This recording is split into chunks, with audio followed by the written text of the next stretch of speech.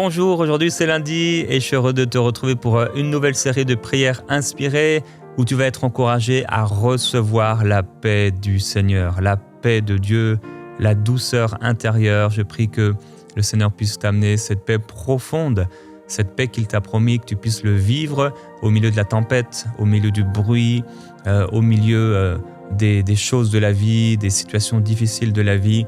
Le Seigneur t'a promis sa paix et cette paix, elle est pour toi. Je prie que tu puisses la vivre cette semaine, que quelque chose de nouveau se passe dans ton cœur afin que tu puisses vivre les situations que tu vis avec une paix profonde et surnaturelle au nom de Jésus-Christ. Alors, en préparant cette série, je l'ai préparée parce que je me suis souvenu d'un rêve que j'ai fait il y a environ 2 ans. Dans ce rêve, je disais que j'aimais le silence. Et à ce moment-là, lorsque j'ai dit j'aime le silence, je me suis mis sur le sol, allongé ou à genoux, par terre, pour prier et pour entendre Dieu, alors qu'il y avait pas mal de personnes qui étaient autour de la table sur laquelle j'étais auparavant. Et alors que je me suis retrouvé sur le sol, j'ai pris ma Bible et je cherchais un espace vide sur un carton de prière inspirée. Vous savez, les cartons où je prenais mes notes, pour prendre des notes. Et j'ai commencé à prendre des notes dans ce rêve et à écrire « Silence dans la tempête ». Calme dans la tempête, silence pour écouter, silence pour entendre et connaître la volonté de Dieu. Et je me souviens que lorsque j'avais fait ce rêve, j'avais prêché un message dans notre église Plénitude. Et ça a été d'ailleurs jusqu'à aujourd'hui, je crois que c'est le 3e message qui a été le plus écouté de l'église et qui parlait de calme intérieur et de paix intérieure. Et j'ai pu le mettre également sur ma chaîne YouTube. Et là encore, c'est beaucoup de personnes ont écouté ce message suite à ce rêve que j'ai reçu de la part du Seigneur, et je sentais que Dieu voulait que je partage avec toi sous forme de série ce thème de la paix, du silence et du calme intérieur. Alors on est lundi et comme chaque lundi, je salue des frères et des sœurs qui sont dans une ville, dans le monde, et aujourd'hui je veux saluer les frères et les sœurs qui sont à Montréal, donc au Québec, au Canada.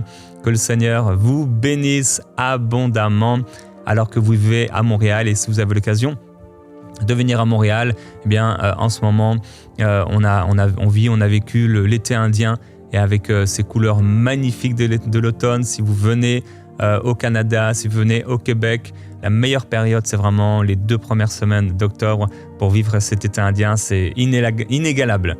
Et si vous voulez manger quelque chose à Montréal, il faut absolument manger de la poutine. C'est vraiment très bon la poutine. Alors soit on déteste, soit on aime. Moi j'aime beaucoup. Que Dieu vous bénisse en tout cas. Et ça va avec le thème de la semaine également, parce que c'est une région qui est paisible. On vit ici dans un endroit qui est paisible. Et c'est sûr que si vous venez à Montréal, eh bien, il faut venir visiter le centre MCI qui se trouve à peu près à 3/4 d'heure, 1 heure de Montréal. Je veux aussi remercier, avant d'entrer dans le vif du sujet et la pensée du jour, remercier tous les partenaires. Je veux prendre le temps de vous remercier, vous tous qui soutenez l'œuvre de Dieu MCI mensuellement. C'est grâce à vous que vous êtes vous-même bénis et que des hommes et des femmes partout dans la francophonie, y compris à Montréal, sont bénis, peuvent recevoir le Seigneur, être touchés par le Seigneur, consolés, édifiés, construits, guéris, remplis du Saint-Esprit, parce que vous soutenez l'œuvre de Dieu. Alors la semaine dernière, on avait fait une série ensemble.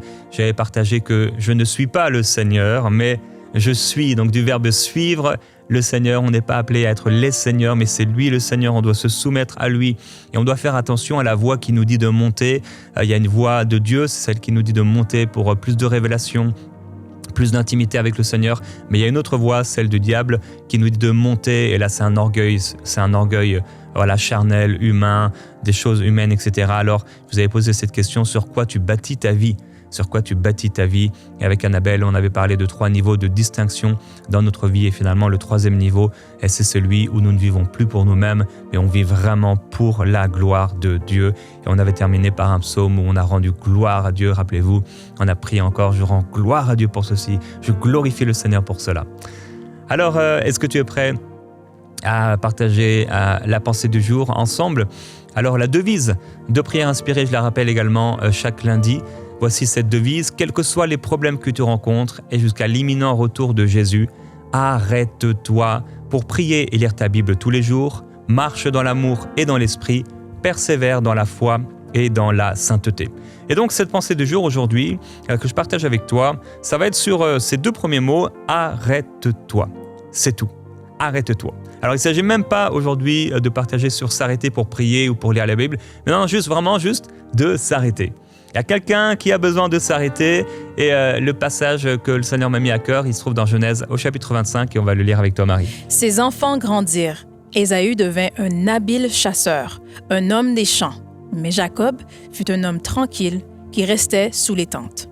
Alors, Jacob était un homme tranquille, merci Marie. Il était un homme, en fait, en hébreu, c'est tam. C'est tout simple comme mot tam. Jacob était tam. Il était tranquille. Et en fait, c'est traduit souvent par parfait, par complet, par accompli. Toutes les fois où on trouve ce mot dans l'Ancien Testament, c'est la seule fois où il est traduit comme tranquille. Donc, ça nous montre en fait quelque part quand même, puisque ça fait partie de la signification de ce mot-là.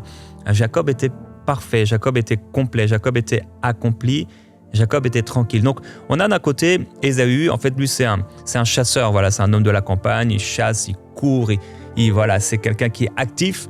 Et Jacob, lui, il est juste tranquille.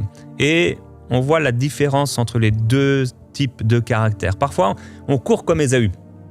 On court comme Ésaü, on fait beaucoup de choses pour trouver parfois dans le monde ou dans les choses du monde ou chez les gens quelque chose qui nous manque. On est un peu semblable à Ésaü. Vous voyez, Ésaü, il part comme s'il lui manquait quelque chose, mais Jacob, lui, il est parfait, il est accompli. Il a ce qu'il faut. Et en fait, du coup, comme il a ce qu'il faut, il reste paisible, tranquille. Il a pas besoin d'aller courir. Il y a des gens, ils vont constamment faire les magasins. Tu vas faire les magasins tous les jours, toutes les semaines. Parce qu'en fait, tu as toujours besoin d'avoir quelque chose que tu n'as pas. Et sinon, tu peux rester tranquille à la maison. Tu es satisfait, comme Paul pouvait en parler. Voilà, ils se sont satisfaits de ce qu'ils avaient. Aujourd'hui, le Seigneur veut t'encourager à ne pas courir, mais à t'arrêter. À t'arrêter comme Jacob et à être tranquille, paisible, à prendre le temps de t'arrêter. On se court trop, on se fatigue trop, on s'aperçoit bien au bout d'un moment que les choses de ce monde et que les gens ne peuvent pas nous combler et répondre à nos besoins. Alors, que cherches-tu vraiment à courir comme ça ? Je pensais à Azaël, c'était un homme dans l'Ancien Testament. La Bible dit qu'il avait les pieds légers comme une gazelle. Et en fait, on le voit à un moment, il court comme ça, d'ailleurs un petit peu bêtement, puisqu'il va commencer à courir derrière un homme de guerre et il va se faire tuer. Il avait les pieds comme une gazelle. Il courait bien, il courait vite, mais il n'a pas fait attention. Fais attention, mon frère, ma sœur, de t'arrêter. Arrête de courir comme une gazelle, mais que tu puisses aujourd'hui t'arrêter. Même pas forcément pour, comme je le disais, lire la Bible ou prier, mais juste pour rester tranquille. Reste tranquille devant le Seigneur. Amen. Alors on va lire le passage de l'encouragement du jour avec Marie dans l'évangile de Marc. Ce même jour, sur le soir, Jésus leur dit « Passons à l'autre bord ». Après avoir renvoyé la foule, ils l'emmenèrent dans la barque où il se trouvait. Il y avait aussi d'autres barques avec lui. Il s'éleva un grand tourbillon et les flots se jetaient dans la barque au point qu'elle se remplissait déjà. Et lui, il dormait à la poupe sur le coussin. Ils le réveillèrent et lui dirent « Maître, ne t'inquiètes-tu pas de ce que nous périssons ?» S'étant réveillé, il menaça le vent et dit à la mer « Silence, tais-toi !» Et le vent cessa et il y eut un grand calme. Puis il leur dit « Pourquoi avez-vous ainsi peur ? Comment n'avez-vous point de foi ?» Ils furent saisis d'une grande frayeur et ils se dirent les uns aux autres « Quel est donc celui-ci à qui obéissent même le vent et la mer ?» Amen. Alors, voilà un passage bien connu, c'est celui de cette tempête. Et Jésus dit donc au verset 35, il dit « Passons à l'autre bord ». Ça veut dire qu'il y a certaines tempêtes dans nos vies qui viennent pas du Seigneur, mais qui viennent à cause d'une direction du Seigneur. Dieu t'a amené quelque part et à cause de cette direction, te voilà maintenant dans une tempête. Comme le prophète Jérémie qui disait « Mais Seigneur, je n'ai pas refusé d'être pasteur ». Et il se retrouve là dans une forme de tempête, la persécution. Donc il y a des tempêtes dans nos vies qui viennent parce qu'on a obéi au Seigneur. C'est pas Dieu qui les envoie, mais parce qu'il nous a parlé et nous a dit d'avancer, on se retrouve dans la tempête. Et il est écrit, après avoir envoyé la foule, donc ils vont l'emmener dans la barque, et il y a peut-être un un morceau de phrase qu'on oublie souvent, où il est écrit « Il y avait aussi d'autres barques avec lui ». Vous vous souvenez de ça? Souvent, on voit Jésus dans la barque et on s'imagine que la barque est seule, mais il y avait d'autres barques qui étaient avec lui. Est-ce que vous vous souveniez de ça? Les autres barques qui étaient là avec lui, alors que Jésus dormait dans la barque. Et ça nous montre que souvent, on a l'impression d'être les seuls dans le problème. On a l'impression d'être les seuls dans la tempête. On oublie qu'il y a d'autres barques.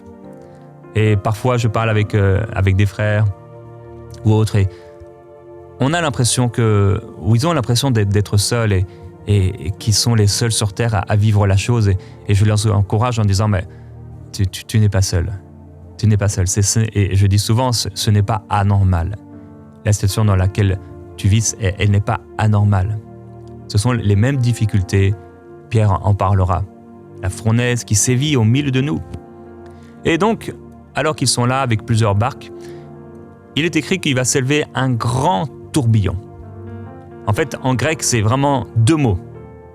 L'élaps anémos. C'est deux mots qui, chacun, veut dire tempête et tourbillon, mais jamais ces mots ne sont utilisés pour parler d'une simple tempête.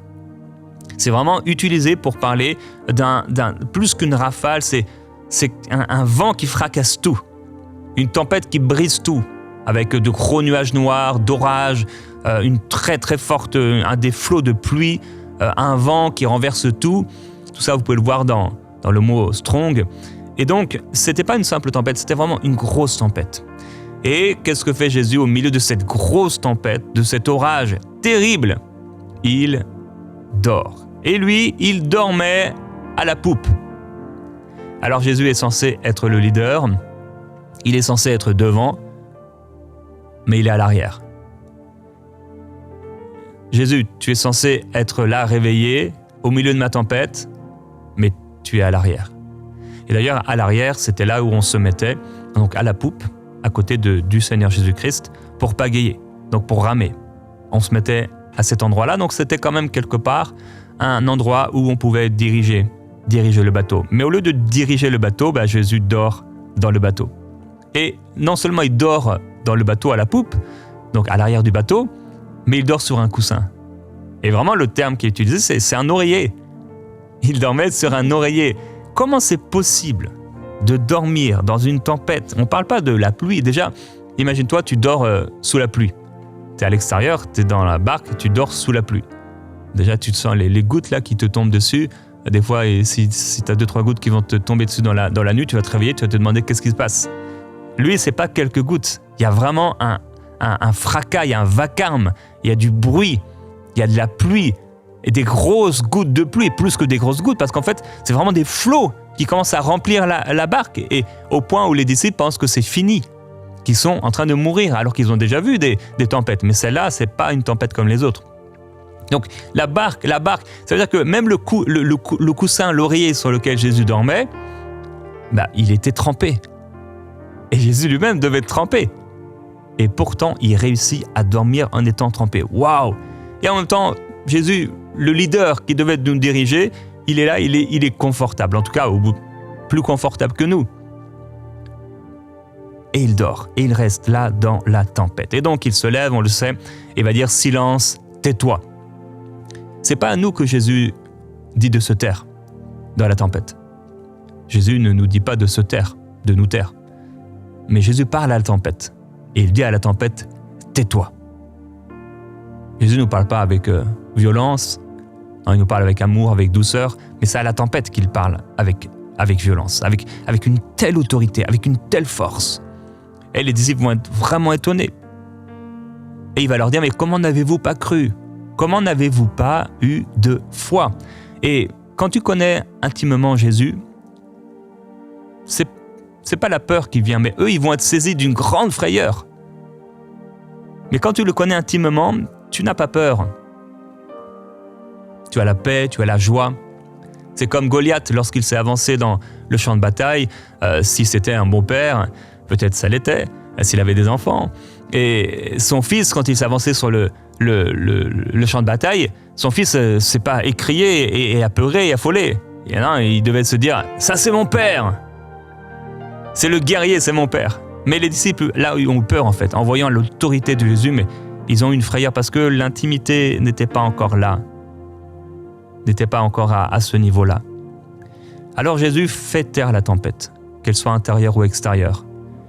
Et le Seigneur veut te dire aujourd'hui qu'il peut amener le calme au milieu de la tempête, de la même manière que Jésus dort dans la tempête. Tu peux dormir dans la tempête. De la même manière que Jésus est sur l'oreiller dans la tempête, alors que l'oreiller certainement est trempé. C'est évident qu'il est trempé. Et pourtant, il dort. Tu peux dormir, tu peux avoir un bon sommeil au milieu de la tempête.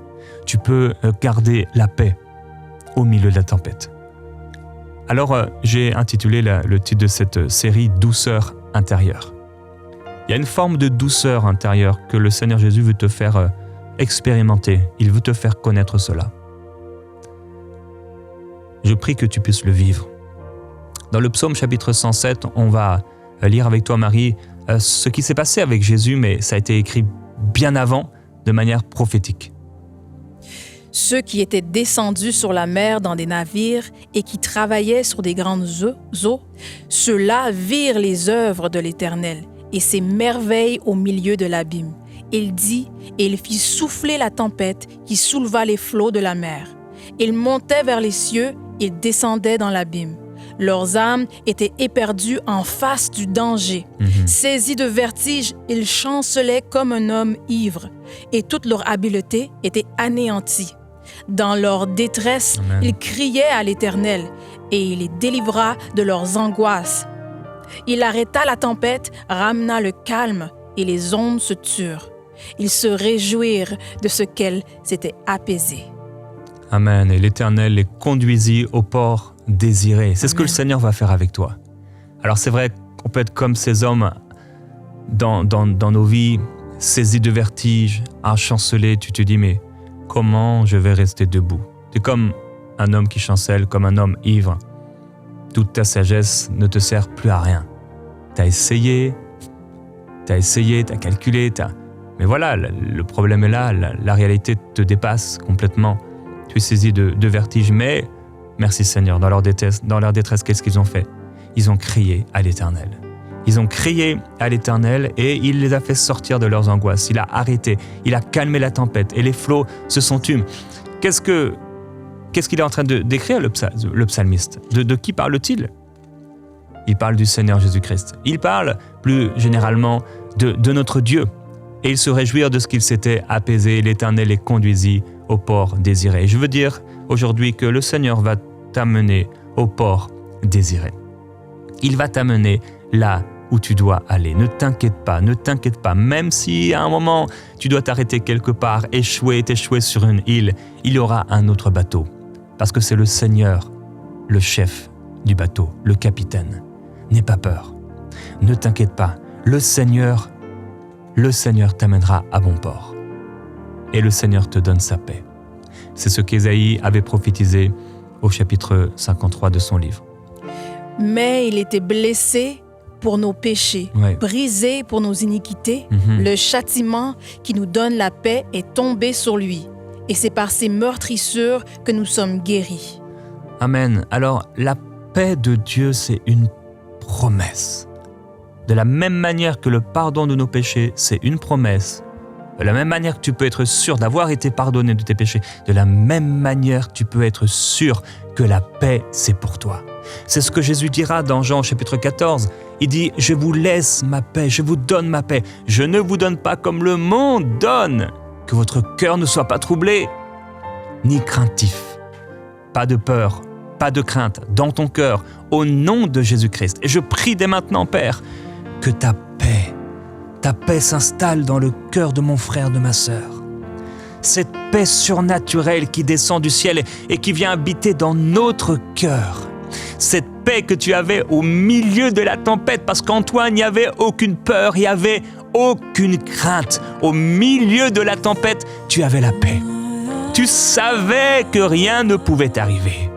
Tu savais que ton futur était assuré dans les mains du Père. Et tu as pu dormir alors que les vagues entraient dans la barque.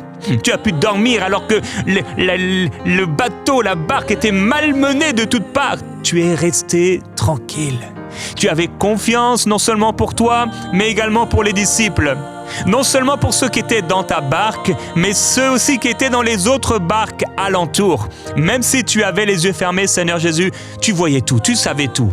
Et tu contrôlais tout, tu gérais tout. Je veux déclarer, Seigneur, dans la vie de quelqu'un aujourd'hui, que tu es celui qui contrôle tout, qui voit tout, qui gère tout. Oh, tu es le capitaine. Je déclare que tu es le capitaine de sa vie. Tu es le capitaine dans le bateau. Tu es le capitaine, Seigneur Jésus-Christ, et tu l'amèneras à bon port. Oh, mon frère, ma soeur, ne t'inquiète pas, car le Seigneur te dit qu'il est le capitaine. Il va te mener, il va t'amener et te faire naviguer jusqu'au bon port. Au nom de Jésus-Christ, ne t'inquiète pas, n'aie pas peur, mais fais-moi confiance, dit le Seigneur, et adore ton Dieu. Oui, au milieu des éclairs, le Seigneur Jésus-Christ a le nom au-dessus de tous les autres noms. Au sein des éclairs, nous savons que Jésus est là. Alléluia, et nous pouvons déclarer qu'il est saint. Nous pouvons chanter qu'il est saint. Nous pouvons proclamer qu'il est saint. Et alors que nous l'adorons, alors que nous glorifions, la paix du Seigneur descend dans notre cœur et vient briser toute oppression spirituelle.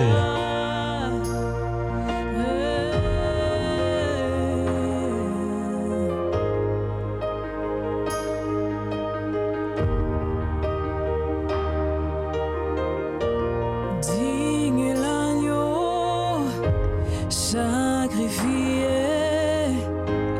il est saint, il est saint. Un chant nouveau à celui qui siège sur le trône de grâce. Saint, oui, saint, trois fois saint, est le Seigneur Tout-Puissant, qui est et qui vient. Je chante avec la création, louange au roi des rois. Oui, tu es tout pour moi, et je veux t'adorer.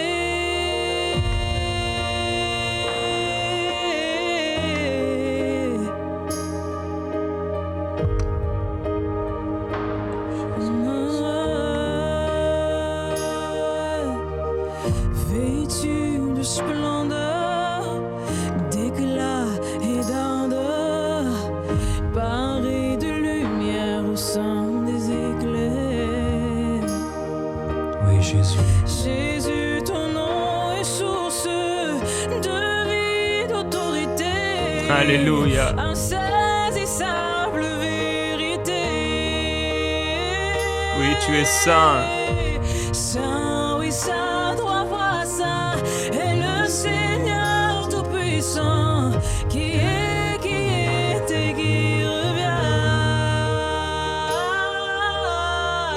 Je chante avec la création, louange au roi des rois. Oui, tu es tout pour moi, et je veux t'adorer. Saint, oui, saint, trois fois saint, est le Seigneur Tout-Puissant, qui est et qui revient. Je chante avec la création, louange au roi des rois. Oui, tu es tout pour moi, et je veux t'adorer. Alléluia, je veux t'adorer, Seigneur.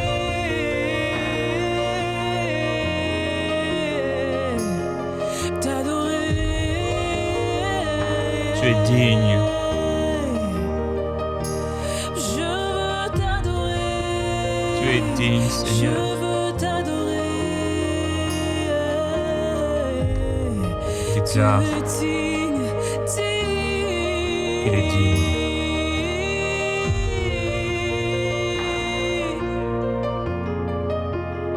Tu es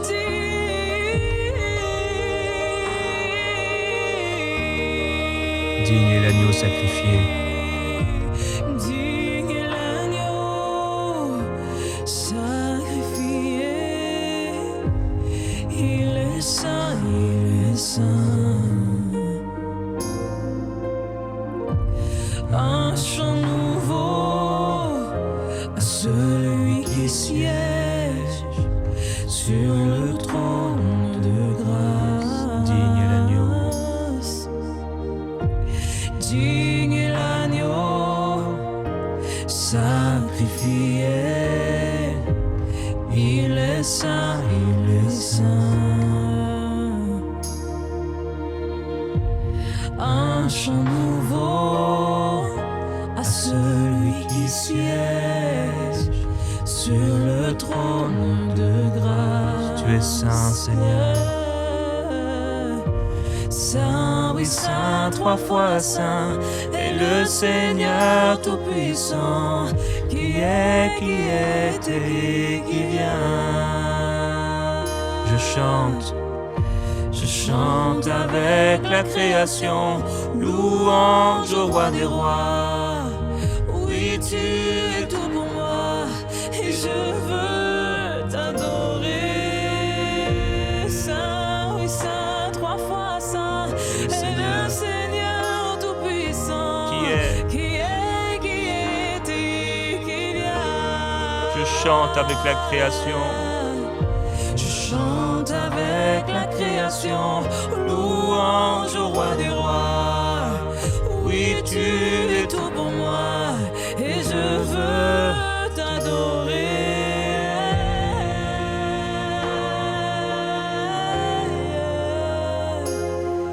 Car tu dis, car tu